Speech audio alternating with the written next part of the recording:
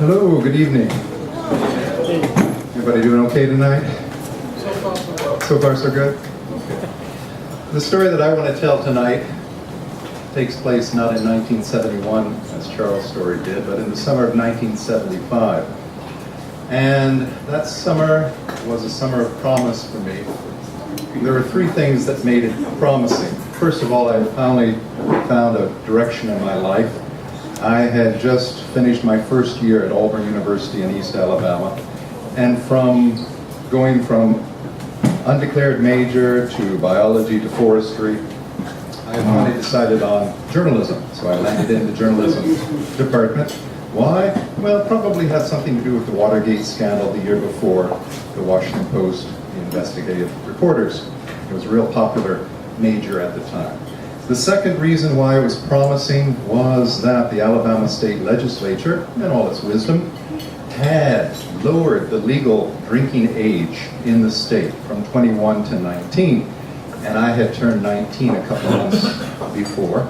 I could now walk into any alcohol beverage control store in the state and buy liquor. Very promising.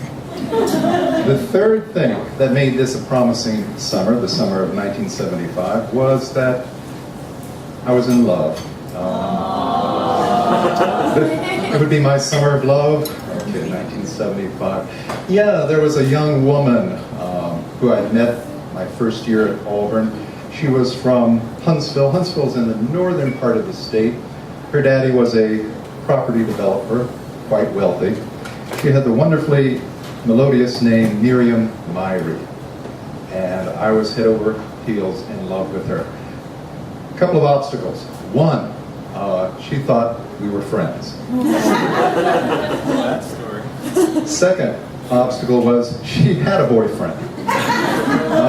But I was 19, I wasn't going to be deterred by those small obstacles. So when I learned that Miriam had gotten a job at a YMCA camp in North Alabama on Lake Guntersville.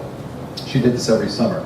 When I learned that she had a job up there, I managed to get a job at the same YMCA camp. My reasoning being that 2 months together, close proximity, my charms would win her over. Yes. Miriam, at the camp, worked on the waterfront. She was a swimming instructor, a water skiing instructor, and I remember one day meeting her on the path that led from the waterfront back to the staff cabin. She was coming back after her swimming lessons. Her brown hair was wet and was tucked behind her ear. She smiled at me with this wonderfully crooked little smile that she had. Her swimsuit clung to her hips. Oh, lordy, lordy. Me, I was dressed in dirty jeans and a sweaty t-shirt because my job at the camp was driver. I drove into the local town of Guntersville to the city of Huntsville to get supplies for the camp. If the dining hall needed something, I drove. If the first aid lodge needed something, I drove. And that summer, since the Alabama State Legislature had lowered the legal drinking age and I was 19, I was also bringing in supplies of liquor for the staff members. Tequila, gin, vodka. These supplies fueled our Saturday night parties. On Saturday night, all of the adult supervisors left the camp. They went back to Huntsville, they went to Guntersville to be with their families. They left us in charge. Silly, silly them. And we drank ourselves silly. And that's what we did on Saturday night. One more character is important in this story, and he was a young man, a couple of years younger than I was at the time. And when I was thinking of this story, I tried to remember his name. I know that it starts with a J, but I can't remember his name. It wasn't Jim or Josh or Joe, but for this story tonight, I'm going to call him Jeb. Okay? Jeb. Jeb, as I said, was a couple of years younger, maybe 16, maybe 17, quite short, just a little bit over 5 foot tall, and he was in charge of the stables. The YMCA camp had horses that the campers could ride around and around the ring. For the most part, they were gentle, older, docile creatures. But I did see one horse one time try to scrape Jeb off of the saddle by scraping him against the fencing around the ring. Well, Jeb was off the horse in a flash, had his fist pulled back and whack, whack, whacked the horse on the neck twice just to let him know who was in charge. And Jeb was in charge of the stables. So it was Jeb's idea for the midnight horseback ride. He said, okay, I like the drinking. The drinking's fine. I don't like the hangovers on Sunday morning. So could we do something different? And I said, okay, we'll go on that horseback ride. So one Saturday, when there were no adults in the camp, we went down to the stables. The moon was bright that night. It wasn't full moon, but it was bright. Jeb had already saddled the horses. We were all ready to go. I think there were about 4 or 5 of us. We got on the horses and we headed out of camp, down the road, through the gate, turned off onto a dirt road into the forest, and it was dark, but we gradually got accustomed to the dimness, and the moon was pretty bright. On the way out, we were joking and singing and laughing and, just acting silly. We got further into the forest. We crossed a stream, and I remember the sound of the horse's hoofs splashing through the water as we went across. A little bit further on, there was a rock outcropping, maybe 25, 30 feet high. And it was covered with ferns that you could just make out in the dim. And among the ferns were these fireflies glowing, glowing.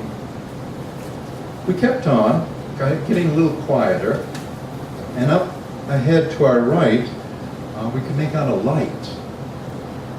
It was a steady light. It wasn't a campfire, but it was a steady light. And we rode towards it, and as we rode towards it, we could see what was happening. It seemed to be a campsite. There was a pickup truck. On the back of the pickup truck was a camper. In front of the pickup truck, there was an aluminum camp table, and on the table, of course, was this Coleman lantern, this propane lantern. That was where the light was coming from. But it was glowing steadily, steadily. We got a little bit closer and we saw that around the table, there were some people sitting.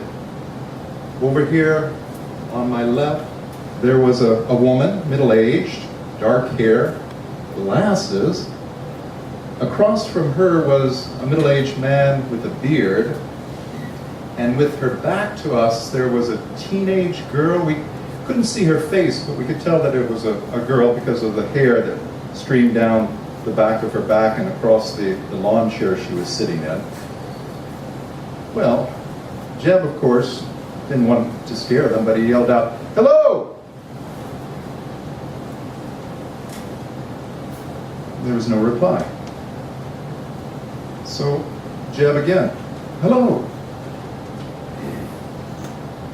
Again, no reply.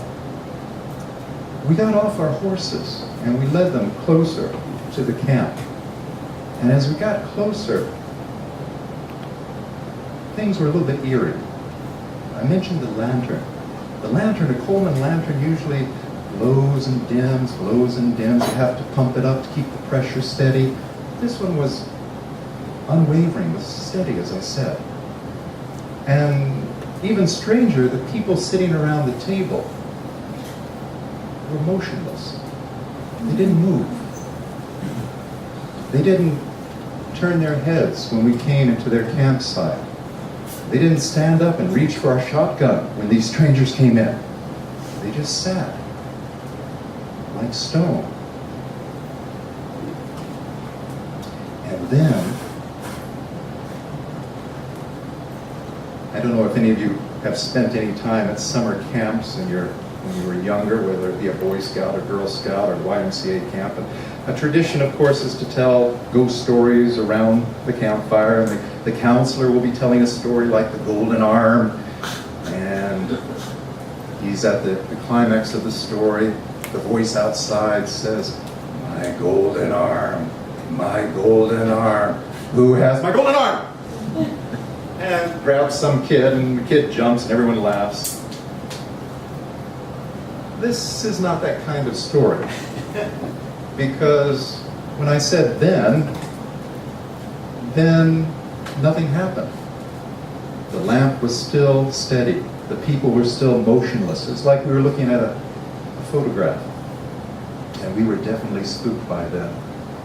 And without saying a word, we led our horses away from the campsite, got on the horses and rode back to camp, past the rock outcropping that there were no longer any fireflies there, splashing across the stream, back through the main gate of the Y and the CA camp.